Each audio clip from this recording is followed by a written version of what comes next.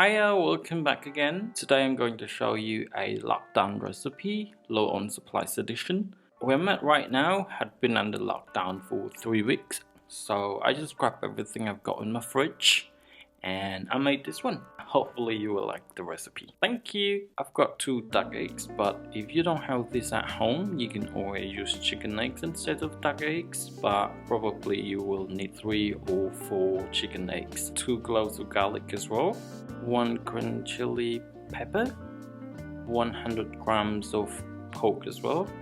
If you got any type of meat you have at home, you can always use it as well. And here's the list that you need in order to make this happen.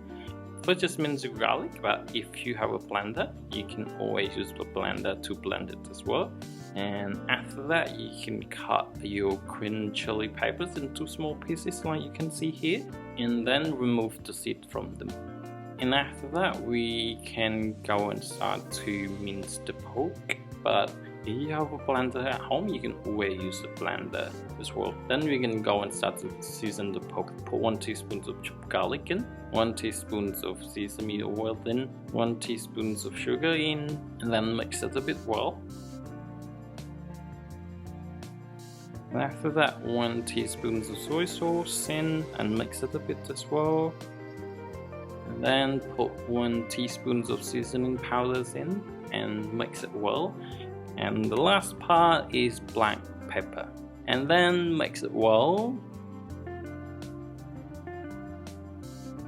And then we can go and crack our eggs, 2 eggs, and whisk it, just break the yolks.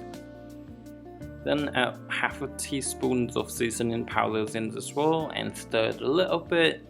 And then we can add the green chili pepper that we just chopped, but keep some for the plating at the end, and stir it a little bit. Then we can start to cook it now. Put your chopped garlic in and saute it there, and then put your meat in and just keep it there until it's all cooked.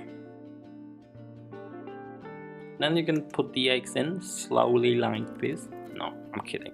You don't have to put it slowly like this. And just rearrange the green chili peppers for the sake of the visualization.